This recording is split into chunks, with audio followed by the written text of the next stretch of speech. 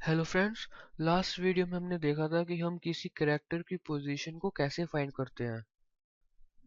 और फ्रेंड्स हमने ये भी देखा था कि जब किसी लंबी स्टेटमेंट में हम पोजीशन फाइंड करते हैं तो स्पेसिस को भी पोजीशन मिलती है। उसके लिए हम फाइंड ऑपरेटर यूज करते हैं जिसका सिंटैक्स होता है ये। ठीक है। और तो एक कंफ्यूजन थी कि मान लीजिए हमें प्ले की पोजीशन फाइंड करनी है। तो प्ले की पोजीशन हम यहाँ पे प्ले लिख देंगे तो पी की पोजीशन हमें मिल जाएगी। ठीक है। पर अगर यही प्ले इसी स्टेटमेंट में एक बार फिर से लिखा हुआ है तो हमें इस वाले प्ले की पोजीशन फाइंड करनी है, इस वाले प्ले की नहीं। तो हम क्या करेंगे, आज हम वही सीखेंगे। ठीक है। उसके लिए हम क्या करेंगे, सबसे पहले इस प्ले की पोजीशन को फाइंड करेंगे।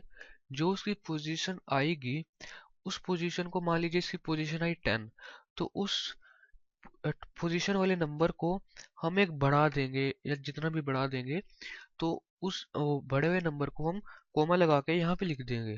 ठीक है। यहाँ पे नंबर कुछ भी आएगा वो हम लिख देंगे, जैसे 11 या कुछ भी आएगा वो हम लिख देंगे। ठीक है। तो ये कैसे करेंगे, आइए देखते हैं। ठीक है। तो सबसे पहले तो इस प्ले की पोजीशन को फाइंड करते हैं। ठीक है। तो उसके लिए मैं ऐसा करता हूँ, जो उसकी पोजीशन आएगी प्ले की, मैं उस पोजीशन को एक वेरिएबल एक्स वाई जेड में स्टोर करवा लूंगा। ठीक है।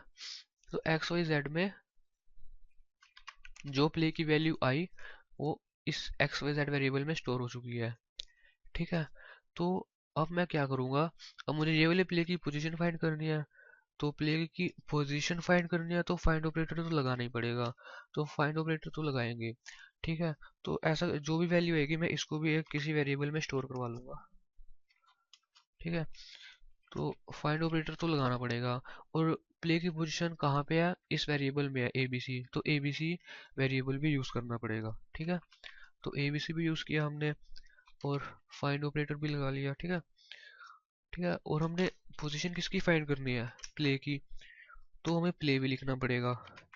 तो इतना सिंटेक्स तो हमारा सेम था। ठीक है। उसके बाद हम क्या करेंगे, इसी सिंटेक्स में स्ट्रिंग्स के बाद, स्ट्रिंग में जिस नंबर की पोजीशन फाइंड करनी है उसके बाद हम क्या करेंगे, कोमा लगा के जो इस जो इसकी पोजीशन आई है ना, इसकी पोजीशन, उस पोजीशन का नंबर को हम बढ़ा देंगे। मान लीजिए इसकी पोजीशन 10 आई तो हम यहाँ पे 11 लिखेंगे, 11 आई तो हम यहाँ 12 या 13 लिख देंगे, कुछ भी। ठीक है। तो जो भी इसकी वैल्यू होगी, जो भी इसकी वैल्यू आएगी वो इस वेरिएबल में स्टोर हो चुकी है। और वेरिएबल में वैल्यू कुछ भी हो चेंज हो जाएगी। ठीक है। तो मान लीजिए कुछ भी आएगी वो इस वेरिएबल में चली जाएगी। तो अब ये वेरिएबल एक नंबर है, इस वेरिएबल में सिर्फ एक नंबर है। ठीक है। तो हम उस नंबर को बढ़ा देंगे, जैसे कि X Y Z plus X Y Z, तो एक्स वाई जेड प्लस 1। ठीक है। तो हम अब मुझे इस प्ले की पोजीशन चाहिए, इस प्ले की पोजीशन कहाँ पे पड़ी है, इस टी यू वी वेरिएबल में। अब इस टी यू वी वेरिएबल को हम प्रिंट करवा लेंगे।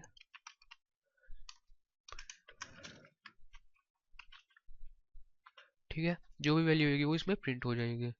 ठीक है। इसको सेव करते हैं, कंट्रोल एस F5।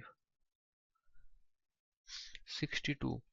तो इस प्ले में जो P है इसकी पोजीशन है 62। ठीक है। तो आइए देखते हैं 62 सही है या नहीं, इसको चेक कर लेते हैं हम प्रिंट करवा लेते हैं 62 पोजीशन के बाद वाला सब कुछ। तो उसके लिए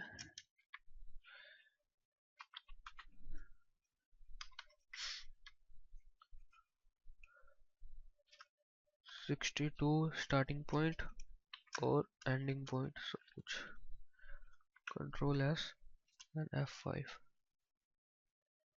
एक मिनट, सिंटैक्स में गड़बड़,